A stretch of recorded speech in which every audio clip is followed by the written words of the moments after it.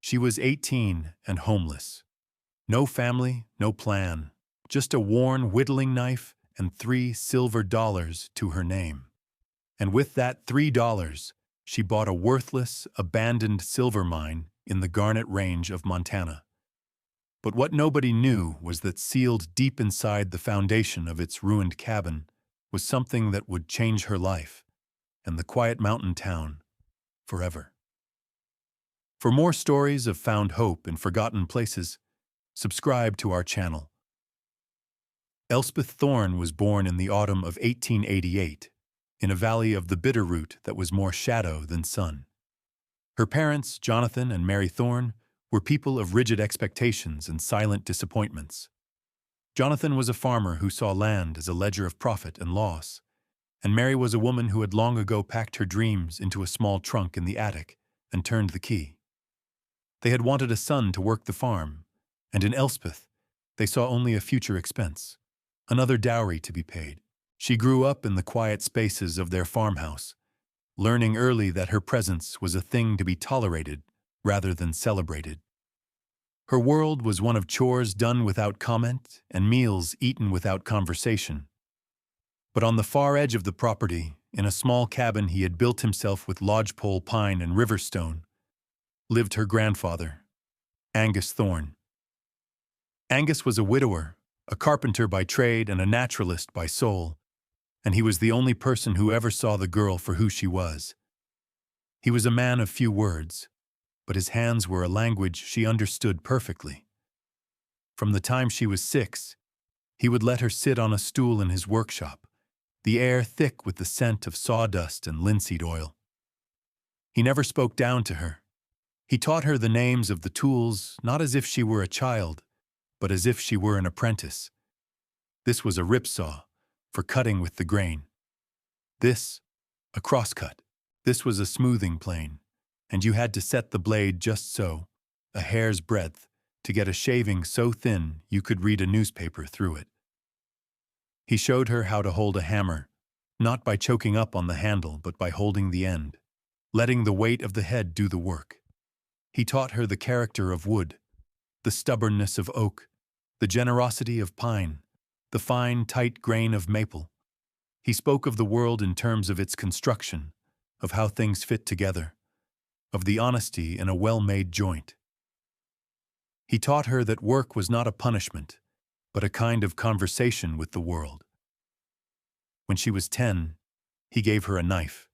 It was small, a whittling knife with a blade of good Sheffield steel and a handle he had fashioned from a piece of staghorn, polished smooth by years of his own touch. He placed it in her palm and closed her fingers around it. "A tool is an extension of your will," he'd said, one of the longest sentences she had ever heard him speak. "It can create or it can destroy. The choice is in the hand that holds it. Keep it sharp and keep it true." That knife became her constant companion. In the quiet hours, she would sit on the porch of his cabin and learn to carve, turning scraps of pine into small, intricate birds, each feather carefully delineated. Angus would watch her, a rare, soft smile touching the corners of his mouth, and he would nod, a gesture of approval that felt more valuable than any currency. He was the one who taught her to read the land, to know which berries were safe, how to find north by the moss on the trees, how to listen to the silence and understand its meaning. When Elspeth was 16, Angus passed away quietly in his sleep. Her parents had him buried in the small churchyard, and they sold his tools for a pittance to a traveling merchant.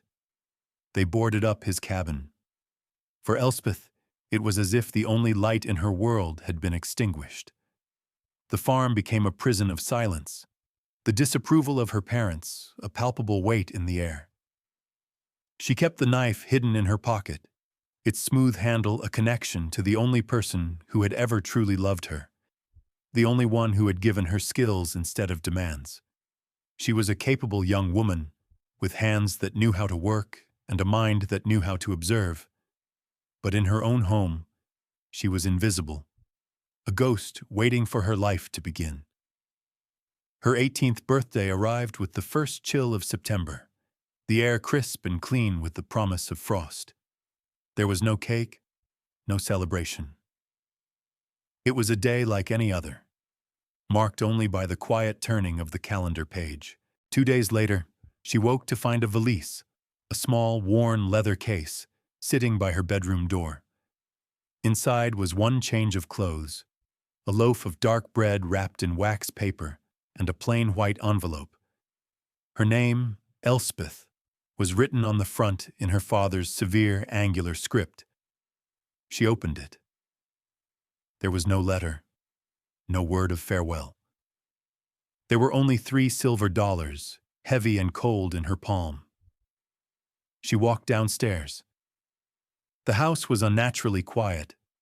Her parents were standing by the front door, dressed in traveling clothes. A wagon was already loaded in the yard, piled high with trunks and furniture. Her father did not look at her. He stared out the window, his jaw set. "The farm is sold," he said to the glass. "We are moving back east to Philadelphia. Your mother has family there." Mary Thorne, her mother, finally turned, but her eyes were distant, focused on a point somewhere over Elspeth's shoulder. "A new life?" she murmured, as if reciting a line from a play. "A respectable life." There was no anger in their voices, no passion. It was an administrative act, a closing of a ledger. Elspeth was a final entry to be cleared. She did not cry. She did not plead or argue. The years of silence had taught her the futility of it.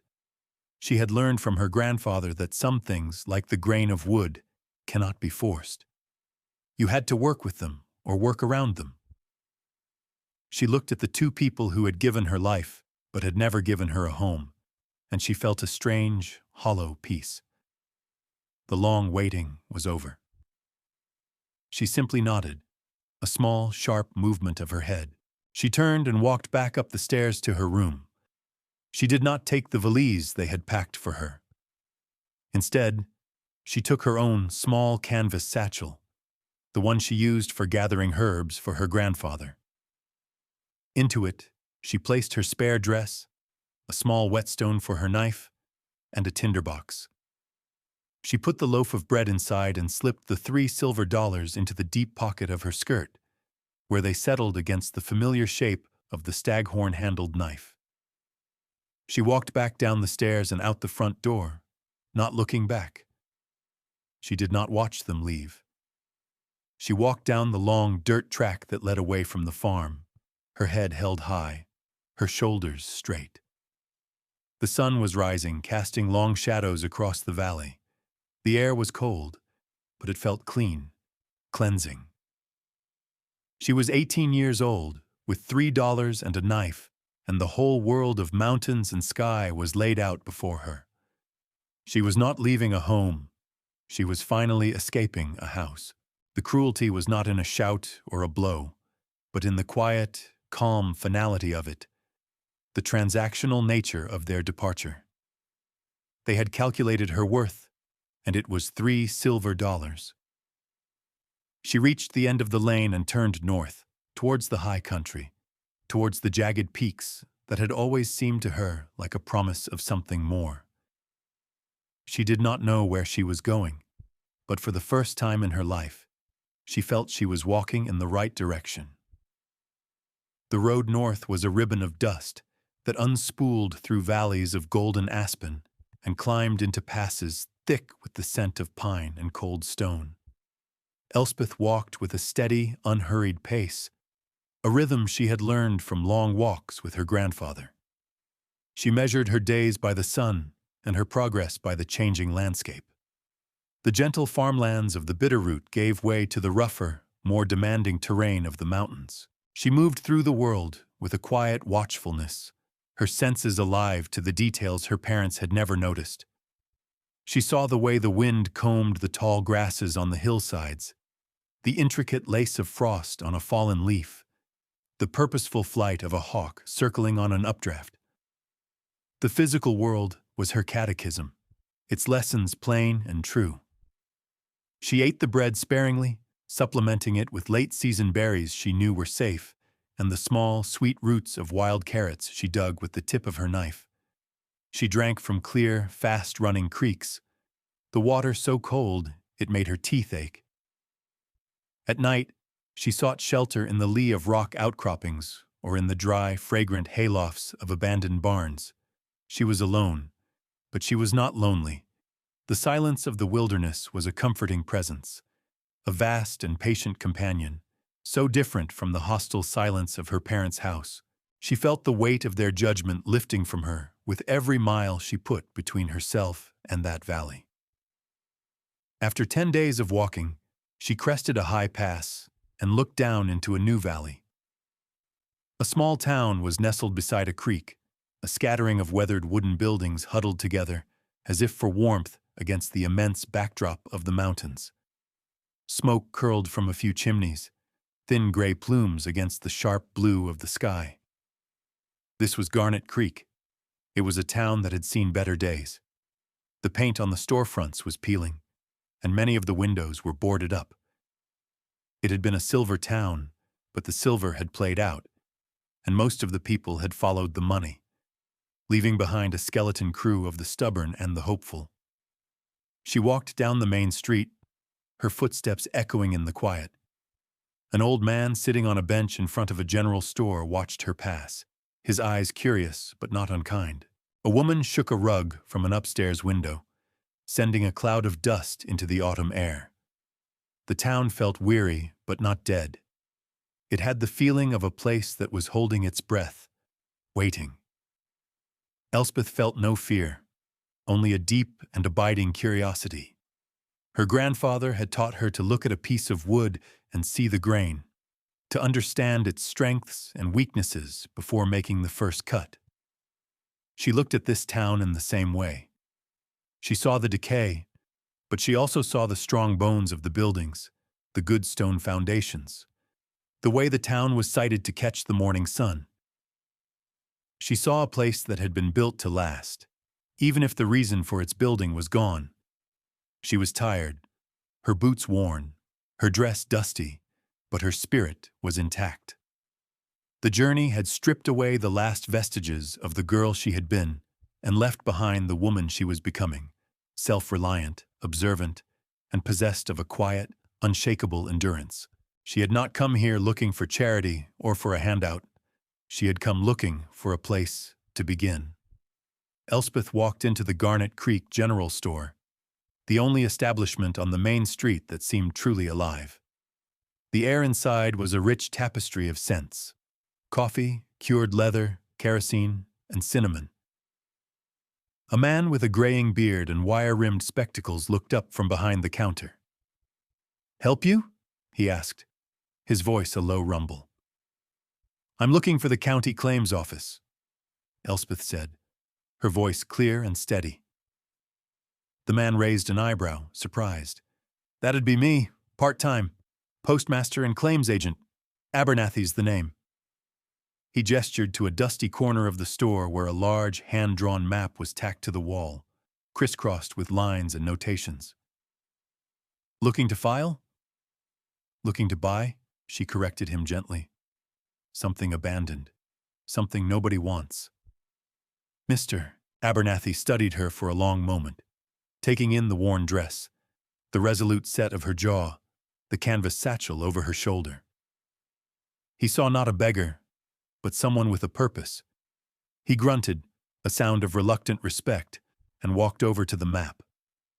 "Not much left that's worth a damn," he said, tapping a finger against the paper. "The big veins are played out. Most of these are just holes in the ground now. More trouble than they're worth." "That's what I'm looking for," she said. "Trouble that I can afford." His finger traced a line up into the mountains east of the town.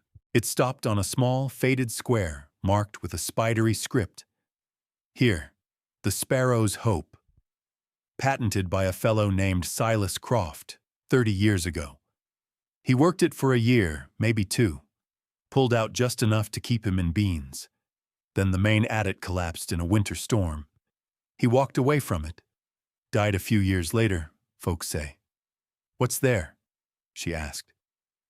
A hole in the ground, like I said. The foundation of a small cabin he built, mostly tumbled down. A rusted ore cart.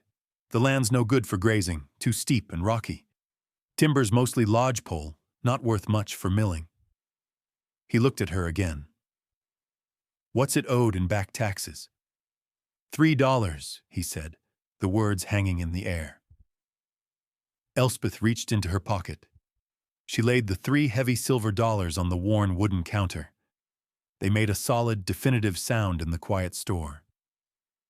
Abernathy stared at the coins, then back at her face. He could have tried to dissuade her, could have told her a young woman had no business trying to scratch a living from a dead mine on the side of a mountain. But something in her eyes, a calm and serious light, stopped him. He saw the same stubborn grit that had settled this valley in the first place. He sighed, took a ledger from under the counter, and blew a layer of dust from its cover. He dipped a pen in an inkwell and began to write, his pen scratching across the page. Name? Elspeth Thorne.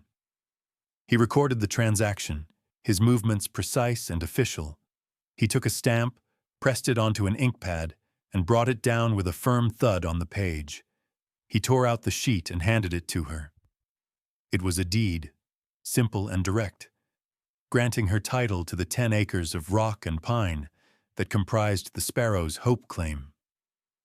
It's yours, he said, a note of wonder in his voice. Mountain and all.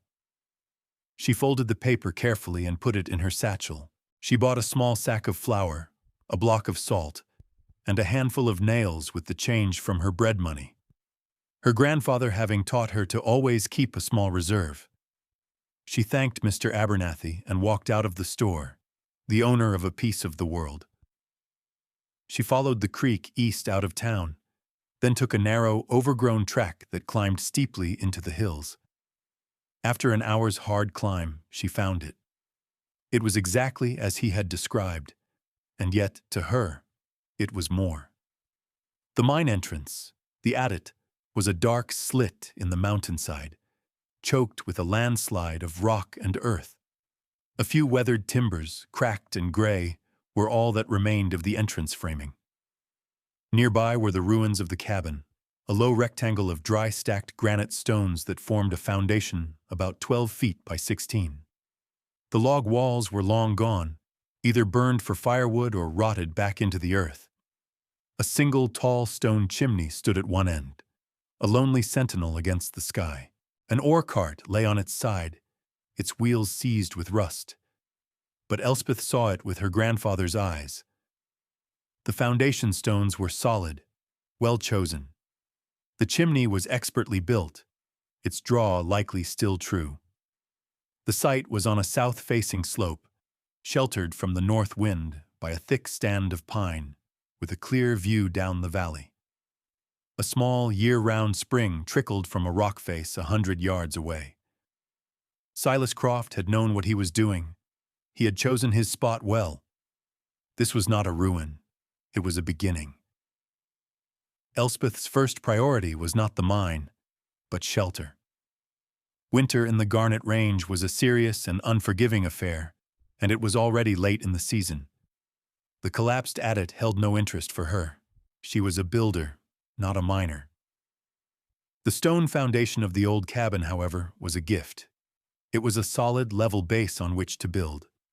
Her plan was simple, to construct a small, tight cabin before the first heavy snows fell. But first, she had to clear the site. The interior of the foundation was filled with rubble, fallen stones from the chimney, rotten wood, and decades of accumulated earth and pine needles. She began the slow, arduous work of clearing it by hand. She used a flattened piece of rusted metal from the ore cart as a makeshift shovel, scooping the debris into a bucket and carrying it away.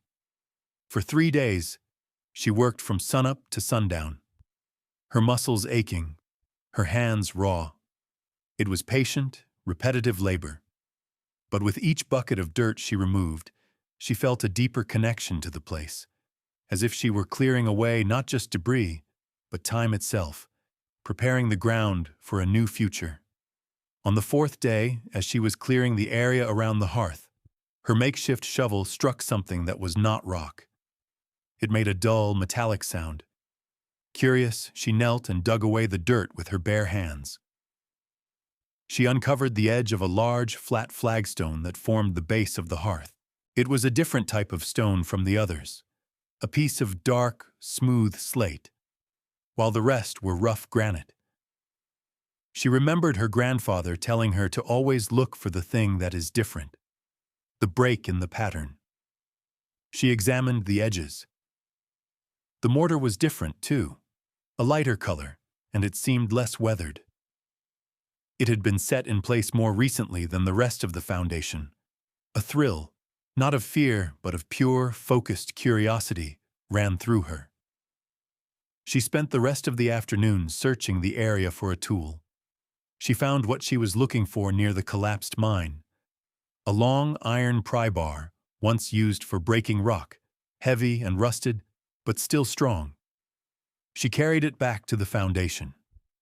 Working the tip of the pry bar into the thin seam around the slate, she put her full weight into it. The old mortar groaned and cracked. Slowly, painstakingly, she worked her way around the stone. Finally, with a great sucking sound of released pressure, the slate shifted. She levered it up and pushed it aside. Beneath it was not earth, but a small, dark cavity, a void in the foundation. It was lined with sheets of tin, carefully folded and sealed with pitch to keep out the moisture. A small, man-made chamber, hidden from the world. Her heart beat a steady, heavy rhythm in her chest. Reaching into the darkness, her fingers brushed against rough canvas. She pulled it out. It was a canvas sack, surprisingly heavy, and it clinked with the unmistakable sound of coins. Beside it was a small, leather-bound book, its cover stiff with age, and underneath that, a single object, cool and smooth to the touch. She lifted it into the light. It was a piece of rose quartz, worn and polished into the shape of a simple heart, its pinkish hue glowing in the late afternoon sun. She sat back on her heels, the three objects laid out before her on the grass. She opened the canvas sack first. It was filled with coins, stacked in neat rolls. Most were Morgan silver dollars, but there were also a number of $20 gold eagles, their surfaces bright and clean as the day they were minted. It was a fortune, more money than she had ever imagined. Then she picked up the book. It was a journal. She opened it to the last entry, written in a clear, steady hand. The ink was faded, but perfectly legible. October 12th, 1858. The north wall has come down. The main timbers shattered like matchsticks. I am trapped. The air is good for now, but I know the way out is blocked by 1,000 tons of rock. I am not a fool. I will not see the sun again. My only regret is that I will not see my Eleanor's face again. I struck a small but rich vein of gold this last week. A pocket load. It is God's strange and bitter joke that I should find my fortune on the day I lose my life. I have sealed it, all of it, in the foundation of our cabin. I also leave this stone, the quartz heart I was polishing for her. It is the color of the mountains at sunrise, which she so loved. The writing paused, then resumed, a little less steady. To whoever finds this, my name is Silas Croft. I built this place with my own hands, for a life that was not to be. Do not let this money be a curse. Do not let it sit in the dark. Use it to build. Use it to make a home. Buy good tools and build something that will stand against the wind. Do not let the mountain have the last word. Live a life for me and for my Eleanor. Elspeth read the words again, her throat tight. She looked at the coins, the journal, the stone heart. This was not a treasure. It was a legacy, a trust. A hope passed from a stranger in the dark to a stranger in the light. She closed the journal and held the quartz heart in her palm. It was still warm from the last rays of the sun. She looked around at the ruined foundation, at the silent, waiting mountains. She was not just building a shelter anymore. She was answering a promise. With the first light of morning, Elspeth walked back down to Garnet Creek. She did not carry herself like a woman who had stumbled into a fortune, but with the quiet purpose of one who had been given a solemn task. She walked into Abernathy's general store, the small bell over the door announcing her arrival. Mr. Abernathy looked up, a question in his eyes. She did not speak of the money. She spoke of work. "I need supplies," she said, and laid a single $20 gold eagle on the counter. The coin shone like a small sun in the dim light of the store. Abernathy's eyes widened, but he asked no questions. He recognized the look on her face. It was the look of a homesteader, not a prospector. For the next hour, Elspeth moved through the store, selecting what she needed with the discerning eye her grandfather had taught her. She bought a good felling axe with a hickory handle, a bucksaw with a sharp new blade, a set of wood chisels, a brace and bit, a draw knife, and a broadaxe for hewing logs. She bought kegs of nails, both cut and wire, sacks of flour, beans, and salted pork, coffee, sugar, and a cast-iron stove with a long stovepipe. She bought window glass and lamp oil, wool blankets, and a heavy tin kettle. It was a list born of knowledge, not of whim. As Mr. Abernathy tallied the cost, an old man who had been sitting by the stove got to his feet and came over. He was tall and stooped, with hands like gnarled oak roots. "That's a lot of gear for one person," he said, his voice a gravelly rasp. "You planning on building?" "I am," Elspeth replied. "You'll need help raising the ridgepole," the man stated. "My name is Jedediah Stone. Used to be the smithy here, before the silver ran out. I've got a forge that still works." Elspeth looked at his hands, at the ingrained soot and the powerful set of his forearms. "I found an old pry bar," she said. "The tip is blunted." "Bring it to me," Jedediah said. "I'll give it a new temper." That afternoon, as Abernathy's boy delivered her supplies by mule back to the claim, Elspeth began her work in earnest. She selected her trees with care. Straight, tall, lodgepole pines, felling them with the clean, swinging rhythm of her new axe. She notched them and dragged them to the site, stripping the bark with the draw knife, the pale, fragrant wood gleaming in the sun. She spent a week felling and preparing the logs. During that time, Jedediah Stone appeared at her claim, true to his word. He had not only retempered her pry bar, but had also forged a set of strap hinges and a latch for her future door from scrap iron. He watched her work for a while, her cuts straight and true. "You know your way around an axe," he said, a high compliment from a man of his generation. He stayed for an hour, showing her how to better use the broadaxe to hew a flat surface on the logs for the interior walls. He did not offer charity. He offered knowledge, a gift of craft from one worker to another. Soon after, another visitor arrived, a stout, kind-faced woman in her 50s, carrying a basket covered with a cloth. "I'm Martha Gable," she said. "My husband runs the bakery. Mr. Abernathy said you were building up here. I thought you might be tired of beans." She uncovered the basket to reveal a fresh loaf of sourdough bread, a crock of butter, and a hot beef stew in a sealed pot. Elspeth, who had indeed been living on beans and salted pork, felt a warmth spread through her that had nothing to do with the sun. She thanked Martha, who simply smiled. "A body needs fuel to do good work," she said, and left as quietly as she had come. The walls began to rise, log by careful log.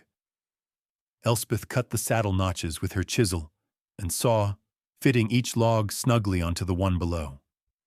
The cabin took shape, a testament to Silas Croft's well-laid foundation and her own patient labor. When it came time to set the heavy ridgepole, the main beam that would support the roof, she knew she could not do it alone. As if on cue, a young man appeared on the trail, leading a mule. He was perhaps a few years older than her, with clear eyes and a quiet demeanor. "Name's Liam," he said. "Mr. Abernathy sent me. Said you might need a hand with the heavy lifting." Together, he and Jedediah, who had returned for the occasion, helped her rig a simple pulley and hoist the massive log into place. The three of them worked in a comfortable, efficient silence, each knowing their part. The community was not forming through words or declarations, but through the shared, practical language of work. A reforged tool, a hot meal, a strong back. These were the things that built a home and a town. The first snows came in late November, not the heavy burying snows of deep winter, but a light dusting that outlined every branch and rock in white. By then, Elspeth's cabin was complete. It stood small and solid on its stone foundation, the new pine logs already starting to weather to a soft silver gray. Smoke curled from its stone chimney, a thin, steady plume that spoke of warmth and life within. The roof was pitched steeply, sheathed in hand-split cedar shakes she had traded for with Liam, whose father owned a small, abandoned shingle mill. The single window, facing south to catch the winter sun, was glazed and tight. The door, hung on Jedediah's black iron hinges, shut with a satisfying thud against the frame. Inside, the cabin was a single room, but it felt spacious and peaceful. The cast-iron stove in the corner radiated a deep, steady heat, and the air smelled of burning pine and brewing coffee. She had built her own furniture from the leftover lumber. A sturdy table, 2 chairs, a bed frame piled high with wool blankets, and a set of shelves on the wall. The interior walls, which she had hewn flat, were smooth to the touch. It was a simple space, but everything in it was honest and well-made. She was no longer a stranger on the mountain. In her trips to town for supplies, people in Garnet Creek would nod to her, calling her by name. "Morning, Elspeth." "Looks like we're in for some weather, Miss Thorne." She had become part of the town's quiet fabric. Mr. Abernathy set aside her mail for her. Martha Gable always had an extra loaf of bread for her on baking days. Jedediah would stop by on his walks to check on her chimney's draw, and Liam would occasionally leave a brace of rabbits on her doorstep, a silent offering from his trap lines. She found her own way to contribute. With the staghorn-handled knife her grandfather had given her, she began to carve again. She carved small, intricate figures of the animals she saw around her cabin. A hawk with its wings outstretched, a deer listening to the wind, a bear rising on its hind legs. The carvings were full of life and character. She brought a few to Mr. Abernathy, who set them on his counter. They sold within a day. Soon she had a steady trade, her small carvings becoming a prized commodity in the valley, a way for her to earn her keep and participate in the town's small economy, independent of Silas Croft's legacy. Her days settled into a peaceful rhythm, dictated by the seasons and the simple needs of her life. In the mornings, she would drink coffee by her window, watching the sun rise over the distant peaks, turning the snow-covered world pink and gold. She would spend her days chopping wood, checking her small snares, and working on her carvings. In the evenings, she would sit by the fire, the only light in the cabin coming from the flames and a single kerosene lamp. She would read books she bought from Abernathy, or simply sit with her own thoughts. The deep silence of the mountain, a comforting blanket around her. The property was transformed. What had been a forgotten ruin, a symbol of failure and loss, was now a homestead. The Sparrow's Hope, a name that once seemed ironic, now felt fitting. It was a place of refuge, a small pocket of warmth and life rested from the cold indifference of the mountain. It was not just a shelter, it was a home, built not only of logs and stone, but of resilience, kindness, and the fulfillment of a long dormant promise. One evening in the heart of winter, with a blizzard howling outside and the snow piling in deep drifts against the cabin walls, Elspeth sat by her fire. The little stove glowed red, and the room was filled with a profound and peaceful warmth. The wind rattled the window pane, but inside, All was still and safe. On the simple mantelpiece she had built above the hearth, two objects sat side by side. On the left was the whittling knife her grandfather had given her, its staghorn handle worn to a deep, smooth patina by her own hand and his. On the right was the rose quartz heart left by Silas Croft, its polished surface catching the firelight and glowing with a soft, internal warmth. She looked at the two objects, a tool of creation and a symbol of love, and thought of the men who had given them to her. They were the three pillars of her life: her father, her grandfather, and the stranger who had died in the dark belly of the mountain. Her father, Jonathan, had given her a life she had to escape. His coldness and dismissal had been a kind of crucible, forcing upon her a self-reliance she might never have otherwise known. He had cast her out with $3 silver, intending it as a final insult, a severing. But in his cruelty, he had inadvertently given her the key to her own freedom. Her grandfather, Angus, had given her the skills to use that freedom. He had not given her money or praise, but something far more valuable: knowledge. He had taught her the language of wood and stone, the grammar of a well-struck nail and a true-cut line. He had armed her not with weapons, but with competence. In his quiet workshop, he had built the foundations of the woman she would become, a woman who could look at a ruin and see a home, a woman who could stand alone against the wind because she knew how to build a wall to break it. And then there was Silas Croft, a man she had never met, yet knew so intimately through his last words and the legacy he had left behind. He was a ghost and a benefactor, a man whose love for his own Eleanor had reached across 3 decades of silence to give Elspeth a future. His loss had become her beginning. His final desperate hope, scrawled in a journal in the fading light of a dying lamp, had been answered. She had taken his money and his charge seriously. She had bought good tools. She had built something that would stand. She had not let the mountain have the last word. The fire crackled, and she picked up the staghorn knife, its weight familiar and comforting in her palm. Her life was a thing she had built, like the cabin around her. Her father had provided the worthless land.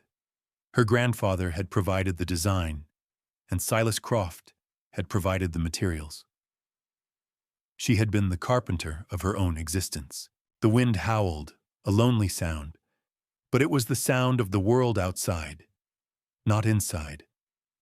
The quiet life she now lived was richer and more real than anything she had ever known in her father's house. She was no longer waiting for her life to begin. She was living it, day by quiet, deliberate day. Elspeth Thorne was 18 and had been homeless. She had $3 to her name, and she spent it on a forgotten piece of mountain. It was the best $3 she ever spent. If her story of resilience and hidden hope moved you, a story of how a life can be built from what others have abandoned, consider subscribing for more tales of forgotten places and the quiet lives that inhabit them. Elspeth's journey reminds us that inheritance is not always a matter of bloodline or legal documents. Sometimes the most powerful legacies are left by strangers, sealed in stone and waiting for the right person to come along. Silas Croft's gift was not simply money. It was a charge, a transmission of hope from one generation to the next. He could not build the life he dreamed of with his Eleanor, so he left the tools and the means for someone else to build their own. His final act was one of profound faith in a future he would never see, in a person he would never know. This is a quieter kind of history, written not in grand monuments but in the sturdy walls of a small cabin, in the careful placement of a hearthstone, in a tool passed from one hand to another. It speaks to the idea that the world is full of these hidden pockets of grace, remnants of love and labor that persist long after their creators are gone. Elspeth's own strength was her ability to see the value where no one else did. Others saw a collapsed mine and a worthless plot of land. She saw a solid foundation and a place to make a stand. Her grandfather had trained her eyes to see the potential in raw materials, and she applied that lesson not just to wood, but to her own life. She did not curse her father for what he took away, but instead used the meager thing he gave her to find something lasting. Her story is a testament to the power of quiet competence, of patient work, and of the community that forms not through grand pronouncements, but through small, practical acts of kindness. A reforged tool, a loaf of warm bread, a helping hand with a heavy beam. It is a reminder that we are all, in some way, builders, and the foundations we lay, both for ourselves and for others, can last longer than we know. What forgotten corner of your own world? What abandoned project or neglected relationship might hold a hidden value, waiting only for a patient hand and a hopeful heart to uncover it?